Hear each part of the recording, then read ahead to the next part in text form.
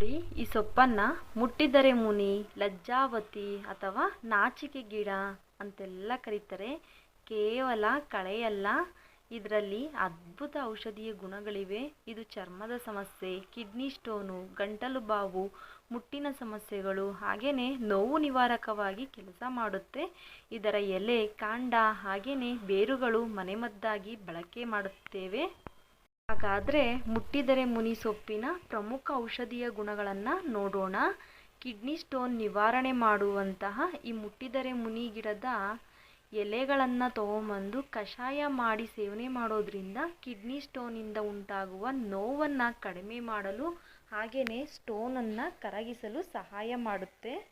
ಹಾಗೆಯೇ ಚರ್ಮದ ಸಮಸ್ಯೆಗಳಿದ್ದಾಗ ಇದು ಚರ್ಮದ ತುರಿಕೆ, ಕಜ್ಜಿ ಹಾಗೆಯೇ ಇತರ ಚರ್ಮದ ಸಮಸ್ಯೆಗಳು ಕೂಡ ಪರಿಹಾರ ನೀಡುತ್ತೆ. ಯಾವ ರೀತಿ ಅಂತಂದರೆ, ಸೊಪ್ಪನ್ನು ತೊಗೊಂಬಂದು ಒಂದು ಸ್ವಲ್ಪ ಅರಿಶಿಣವನ್ನು ಹಾಗೆಯೇ ಒಂದು ಚಿಟಿಕೆಯಷ್ಟು ಉಪ್ಪನ್ನು ಮಿಶ್ರಣ ಮಾಡಿ ಚೆನ್ನಾಗಿ ಅರೆದು ಪೇಸ್ಟ್ ಮಾಡಿ ಈ ಕಜ್ಜಿ ತುರಿಕೆ ಇರುವಂತಹ ಜಾಗದಲ್ಲಿ ಲೇಪನ ಮಾಡೋದ್ರಿಂದ ಈ ಒಂದು ಚರ್ಮದ ಸಮಸ್ಯೆಗಳು ಕೂಡ ನಿವಾರಣೆ ಆಗುತ್ತೆ. ಹಾಗೆಯೇ ಬಾವು ಉರಿಯೂತ ಇದ್ದಾಗ ಅಂದರೆ ಗಂಟಲು ಬಾವಾಗಿರ್ಬೋದು ಅಥವಾ ಈ ಒಂದು ದನ ಕರುಗಳಿಗೆ ಅಂದರೆ ಹಸುಗಳಿಗೆ ಹಾಲು ಜಾಸ್ತಿ ಆದಾಗ ಕೆಚ್ಚಲು ಬಾವು ಎಲ್ಲ ಆಗುತ್ತೆ. ಅಂಥ ಸಂದರ್ಭದಲ್ಲಿ ಈ ಮುಟ್ಟಿದರೆ ಮುನಿ ಗಿಡದ ಎಲೆಗಳನ್ನು ತೊಗೊಂಬಂದು ಈ ಎಲೆಗಳಿಗೆ ಅಲೋವೆರಾ ಗೊತ್ತಿರುತ್ತೆ ನಿಮಗೆ, ಅಲೋವೆರಾವನ್ನು ಹಾಗೆಯೇ ಸ್ವಲ್ಪ ಒಂದು ಚಿಟಿಕೆ ಉಪ್ಪು ಹಾಗೆಯೇ ಅರಿಶಿಣವನ್ನು ಮಿಶ್ರಣ ಮಾಡಿ ಚೆನ್ನಾಗಿ ಅರೆದು ಪೇಸ್ಟ್ ಮಾಡಿ ಬಾವಿರುವಂಥ ಜಾಗಕ್ಕೆ ಪಟ್ಟಾಕೋದ್ರಿಂದ ಆ ಬಾವು ಹಾಗೆಯೇ ಊತ ಕೂಡ ಕಡಿಮೆ ಆಗುತ್ತೆ.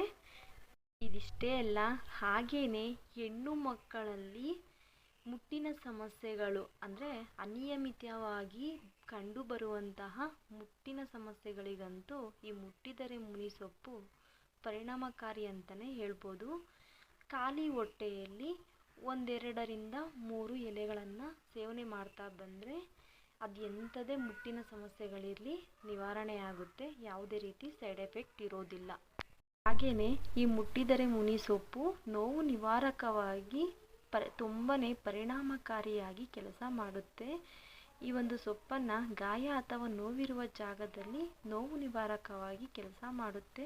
ನಾನು ಈಗಾಗಲೇ ಹಿಂದಿನ ವಿಡಿಯೋದಲ್ಲಿ ತೈಲದಲ್ಲಿ ಈ ಒಂದಿಡೀ ಸೊಪ್ಪನ್ನು ಬಳಸಿ ತೈಲವನ್ನು ತಯಾರು ಮಾಡಿದ್ದೀನಿ. ಇಂದಿನ ಒಂದು ವಿಡಿಯೋಗಳನ್ನು ಹೋಗಿ ನೀವು ವೀಕ್ಷಣೆ ಮಾಡ್ಬೋದು. ಸಾಮಾನ್ಯವಾಗಿ ಪ್ರತಿಯೊಬ್ಬರಿಗೂ ಗ್ರಾಮೀಣ ಭಾಗಗಳಲ್ಲಿ ಈ ಒಂದು ಗಿಡದ ಪರಿಚಯ ಇದ್ದೇ ಇರುತ್ತೆ. ಈ ಗಿಡವನ್ನು ಗೆಜ್ಜೆ ಗಿಡ ಅಂತ ಕರಿತೀವಿ. ಗಿಜಿಗಿಜಿ ಗಿಡ ಅಥವಾ ಗಿಲಗಿಚ್ಚಿ ಗಿಡ, ಶ್ವಾನಪುಷ್ಟಿ ಅಂತ ಕೂಡ ಈ ಗಿಡವನ್ನು ಕರಿತೀವಿ. ಈ ಗಿಡದ ಕಾಯಿಗಳು ಒಣಗಿದಾಗ ಒಳಗಿರುವಂಥ ಬೀಜಗಳು ಅಲುಗಾಡಿ ಗೆಜ್ಜೆಯಂತೆ ಅಥವಾ ಗಿಜಿ ಗಿಜಿ ಎಂದು ಶಬ್ದ ಮಾಡೋದ್ರಿಂದ ಇದಕ್ಕೆ ಗಿಜಿ ಗಿಜಿ ಗಿಡ ಅಥವಾ ಗೆಜ್ಜೆ ಗಿಡ ಅಂತ ಎಲ್ಲ ಕರಿತೀವಿ. ಈ ಒಂದು ಕೃಷಿ ಭೂಮಿಗಂತೂ ಅತ್ಯುತ್ತಮ. ಗೆಜ್ಜೆ ಗಿಡ ಲೆಗ್ಯೂಮ್ ಕುಟುಂಬಕ್ಕೆ ಸೇರಿರೋದ್ರಿಂದ ವಾತಾವರಣದಲ್ಲಿರುವಂತಹ ಸಸಾರಜನಕವನ್ನು ಹೀರಿಕೊಂಡು ಮಣ್ಣಿನಲ್ಲಿ ಸ್ಥಿರೀಕರಿಸುತ್ತೆ. ಹಾಗೆಯೇ ಈ ಹಿಂದೆ ಕರಾವಳಿ ಹಾಗೆ ಬಯಲುಸೀಮೆಯ ಗದ್ದೆಗಳಲ್ಲಿ ಮುಂದಿನ ಬೇಸಾಯಕ್ಕೂ ಮುನ್ನ ಈ ಗಿಡದ ಬೀಜಗಳನ್ನು ಜಮೀನಿನಲ್ಲಿ ಚೆಲ್ತಾ ಇದ್ರು. ಈ ಗಿಡ ಬೆಳೆದ ನಂತರ ಅದನ್ನು ಮಣ್ಣಿನಲ್ಲೇ ಕೊಚ್ಚಿ ಸೇರಿಸೋದ್ರಿಂದ ಭೂಮಿಗೆ ಉತ್ತಮ ಪೋಷಕಾಂಶ. ಸಾಂಪ್ರದಾಯಿಕ ಆಯುರ್ವೇದ ಹಾಗೆಯೇ ನಾಟಿ ವೈದ್ಯಕೀಯ ಉಪಯೋಗಗಳನ್ನು ನೋಡೋದಾದರೆ ಚರ್ಮ ರೋಗಗಳನ್ನು ನಿವಾರಣೆ ಮಾಡುತ್ತೆ. ಈ ಗೆಜ್ಜೆ ಗಿಡದ ಎಲೆಗಳು ರಸ ಅಥವಾ ಪೇಸ್ಟನ್ನು ಕಜ್ಜಿ, ತುರಿಕೆ ಹಾಗೆಯೇ ಇಂಪೆಟಿಗೋದಂತಹ ಚರ್ಮದ ಸೋಂಕುಗಳಿಗೆ ಬಾಹ್ಯ ಲೇಪವಾಗಿ ಬಳಸಲಾಗುತ್ತೆ. ಹಾಗೆಯೇ ಜ್ವರ ಕಫ ಇದ್ದರೆ ಆ ಜ್ವರ ಕಫನ ಕೂಡ ಶಮನ ಮಾಡುವಂಥ ಶಕ್ತಿ ಈ ಗೆಜ್ಜೆ ಗಿಡಕ್ಕಿದೆ. ಸಾಂಪ್ರದಾಯಿಕ ವೈದ್ಯ ಪದ್ಧತಿಯಲ್ಲಿ ಇದರ ಎಲೆಗಳ ಕಷಾಯವನ್ನು ಜ್ವರ, ಅಜೀರ್ಣ ಹಾಗೆಯೇ ಕಫ, ಪಿತ್ತ ದೋಷಗಳ ನಿವಾರಣೆಗೆ ಬಳಸುವಂತಹ ಒಂದು ಅತ್ಯುತ್ತಮವಾದ ಮನೆಮದ್ದಾಗಿದೆ. ಹಾಗೆಯೇ ವಾಂತಿ ಚಿಕಿತ್ಸೆ ಅಥವಾ ವಾಮನ ಚಿಕಿತ್ಸೆ ಅಂದರೆ ಆಯುರ್ವೇದದಲ್ಲಿ ಶ್ವಾನಪುಷ್ಟಿ ಗಿಡವನ್ನು ದೇಹದ ಕಲ್ಮಶಗಳನ್ನು ಹೊರಹಾಕಲು ವಾಂತಿ ಮಾಡಿಸುವ ಅಥವಾ ವಾಮನ ಕ್ರಿಯೆ ಅಂತ ಕರಿತೀವಿ ಅಂತ ಔಷಧೀಯ ಪ್ರಕ್ರಿಯೆಯಲ್ಲಿ ಬಳಸಲಾಗುತ್ತೆ. ಇತರೆ ಒಂದು ಪ್ರಕೃತಿ ಸ್ನೇಹಿ ಉಪಯೋಗಗಳನ್ನು ನೋಡೋದಾದರೆ ಚಿಟ್ಟೆಗಳ ಆಕರ್ಷಣೆ ಅಂದರೆ ಗೆಜ್ಜೆ ಗಿಡದ ಹೂಗಳು ಹಳದಿ ಬಣ್ಣದಲ್ಲಿದ್ದು ಸುಂದರವಾಗಿರುತ್ತೆ. ಇದರಲ್ಲಿರುವ ಕೆಲವೊಂದು ನೈಸರ್ಗಿಕ ಅಂಶಗಳು ವಿವಿಧ ಜಾತಿಯ ಚಿಟ್ಟೆಗಳನ್ನು ತನ್ನತ್ತ ಆಕರ್ಷಣೆ ಮಾಡುತ್ತೆ. ಹಾಗೆಯೇ ಈ ಗೆಜ್ಜೆ ಗಿಡ ಕೃಷಿ ಮಾಡದ ತ್ಯಾಜ್ಯ ಭೂಮಿ ಅಥವಾ ರಸ್ತೆ ಬದಿಗಳಲ್ಲಿ ಬೇಗನೆ ಹರಡಿಕೊಂಡು ಬೆಳೆಯೋದ್ರಿಂದ ಮಣ್ಣಿನ ಸವೆತವನ್ನು ತಡೆಯುವ ಹೊದಿಕೆ ಬೆಳೆಯಾಗಿ ಕೆಲಸ ಮಾಡುತ್ತೆ. ಹಾಗೆಯೇ ಈ ಗಿಡವನ್ನು ನಾವು ಯಾವ ರೀತಿ ಆಹಾರವನ್ನಾಗಿ ಬಳಸ್ಬೋದು ಅಂತಂದರೆ, ಈ ಗೆಜ್ಜೆ ಗಿಡದ ಹೂಗಳಿದ್ದಾವಲ್ಲ, ಈ ಹೂಗಳನ್ನು ಪಲ್ಯ ಮಾಡಿ ಕೂಡ ನಾವು ಸೇವನೆ ಮಾಡ್ಬೋದು. ಯಾವುದೇ ರೀತಿ ಸೈಡ್ ಎಫೆಕ್ಟ್ ಇರೋದಿಲ್ಲ. ಈ ಕಳೆ ಸಸ್ಯವನ್ನು ಆನೆ ನೆಗ್ಗಿಲು ಮುಳ್ಳು ಅಂತೇಳಿ ಕರಿತೀವಿ. ಭಾರತದ ಸಾಂಪ್ರದಾಯಿಕ ಆಯುರ್ವೇದ ಪದ್ಧತಿಯಲ್ಲಿ ಅತ್ಯಂತ ಪ್ರಮುಖವಾದ ಒಂದು ಅದ್ಭುತ ಔಷಧೀಯ ಗಿಡಮೂಲಿಕೆ. ಆಯುರ್ವೇದದಲ್ಲಿ ಇದನ್ನು ಬೃಹತ್ ಗೋಕ್ಷುರ ಅಥವಾ ದೊಡ್ಡ ನೆಗ್ಗಿಲು ಅಂತ ಕೂಡ ಕರೀತಾರೆ. ಇದರ ಅತ್ಯಂತ ಪ್ರಮುಖವಾದ ಆರೋಗ್ಯ ಪ್ರಯೋಜನಗಳನ್ನು ಹಾಗೆಯೇ ಬಳಕೆಯನ್ನು ನೋಡೋದಾದರೆ, ಕಿಡ್ನಿಯಲ್ಲಿ ಕಲ್ಲುಗಳನ್ನು ಕರಗಿಸೋದಕ್ಕೆ ಇದು ಅಮೂಲ್ಯವಾದ ರತ್ನ ಅಂತಲೇ ಹೇಳ್ಬೋದು. ಇದು ಮೂತ್ರಪಿಂಡದ ಆರೋಗ್ಯಕ್ಕೆ ಸಂಜೀವಿನಿಯಂತೆ ಕೆಲಸ ಮಾಡುತ್ತೆ. ಕಿಡ್ನಿಯಲ್ಲಿರುವ ಕಲ್ಲುಗಳನ್ನು ಕರಗಿಸಿ ಮೂತ್ರದ ಮೂಲಕ ಹೊರಹಾಕಲು ಈ ಆನೆ ನೆಗ್ಗಿಲಿನ ಮುಳ್ಳು ರಾಮಬಾಣವಾಗಿ ಕೆಲಸ ಮಾಡುತ್ತೆ. ಹಾಗೆಯೇ ಮೂತ್ರನಾಳದ ಸೋಂಕನ್ನು ಕೂಡ ನಿವಾರಣೆ ಮಾಡುತ್ತೆ. ಯಾವ ರೀತಿ ಅಂತಂದರೆ, ಮೂತ್ರ ವಿಸರ್ಜನೆ ಸಮಯದಲ್ಲಿ ಉಂಟಾಗುವ ಉರಿ ಹಾಗೆ ನೋವು ಮತ್ತು ಸೋಂಕನ್ನು ಇದು ಶೀಘ್ರವಾಗಿ ನಿವಾರಿಸುತ್ತೆ.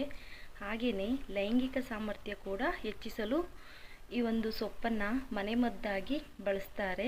ಪುರುಷರಲ್ಲಿ ವೀರ್ಯಾಣುಗಳ ಸಂಖ್ಯೆಯನ್ನು ಹೆಚ್ಚಿಸಲು ಹಾಗೆಯೇ ಲೈಂಗಿಕ ದೌರ್ಬಲ್ಯವನ್ನು ನಿವಾರಿಸಲು ಇದರ ಹಣ್ಣು ಹಾಗೂ ಬೇರನ್ನು ಬಳಸಲಾಗುತ್ತೆ. ಹಾಗೆಯೇ ದೇಹದ ಸೌಮ್ಯತೆ ಹಾಗೂ ಊತವನ್ನು ನಿವಾರಣೆ ಮಾಡುತ್ತೆ. ಇದು ನೈಸರ್ಗಿಕ ಮೂತ್ರವರ್ಧಕ ಆಗಿರೋದ್ರಿಂದ ದೇಹದಲ್ಲಿನ ಅನಗತ್ಯ ನೀರನ್ನು ಹೊರಹಾಕಿ ಕಾಲು ಮತ್ತು ಮುಖದ ಊತವನ್ನು ಕಡಿಮೆ ಮಾಡುತ್ತೆ.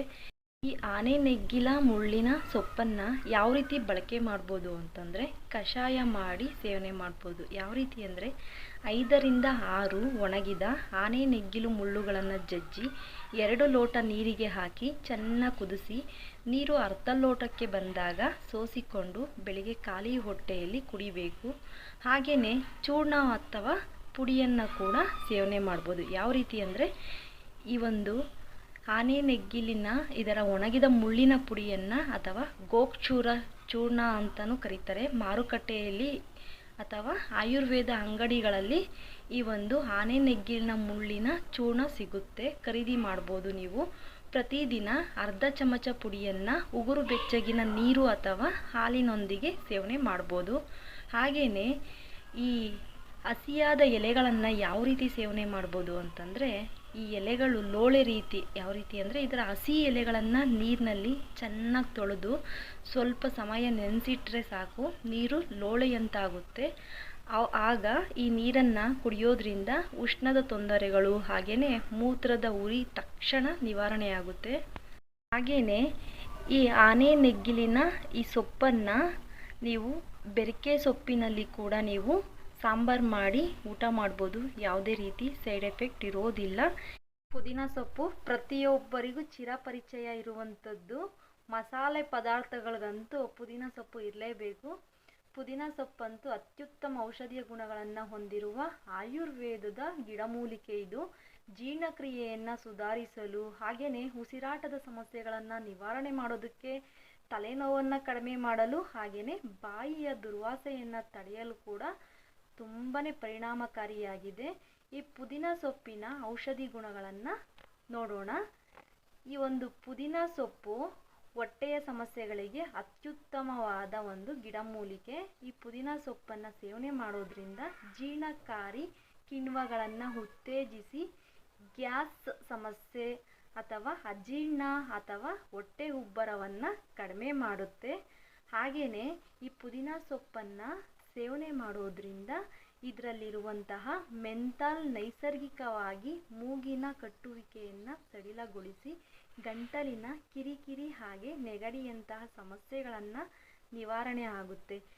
ಯಾವ ರೀತಿ ಇದನ್ನು ಸೇವನೆ ಮಾಡ್ಬೋದು ಅಂತಂದರೆ, ಪುದೀನ ಸೊಪ್ಪನ್ನು ತಾಜಾ ಎಲೆಗಳನ್ನು ತೊಗೊಂಬಂದು ಒಂದು ಇಡೀ ಪುದೀನ ಸೊಪ್ಪನ್ನು ಚೆನ್ನಾಗಿ ತೊಳೆದು ಈ ಪುದೀನ ಸೊಪ್ಪಿಗೆ ಸ್ವಲ್ಪ ಜೀರಿಗೆ ಹಾಗೆಯೇ ಧನಿಯಾ ಬೀಜವನ್ನು ಸೇರಿಸಿ ಸುಮಾರು 2 ಟೀ ಗ್ಲಾಸಷ್ಟು ನೀರನ್ನು ಹಾಕಿ 1 ಟೀ ಗ್ಲಾಸ್ ಆಗೋವರೆಗೆ ಚೆನ್ನಾಗಿ ಕುದಿಸಿ, ಬೇಕು ಅಂದರೆ ಬೆಲ್ಲ ಹಾಕ್ಕೊಳ್ಳಿ ಅಥವಾ ಸ್ಕಿಪ್ ಮಾಡಿ ಹಾಗೆಯೇ ಸೇವನೆ ಮಾಡ್ಬೋದು. ಹಾಗೆಯೇ ತುಂಬಾ ತಲೆನೋವಿದೆ ಅಂತಂದಾಗ ಪುದೀನ ಸೊಪ್ಪಿನ ಸುವಾಸನೆ ಅಂದರೆ ಅರೋಮಾಥೆರಪಿ ಅಂತ ಕರಿತೀವಿ. ಮಾನಸಿಕ ಒತ್ತಡ ಹಾಗೆ ಆತಂಕವನ್ನು ದೂರ ಮಾಡುತ್ತೆ.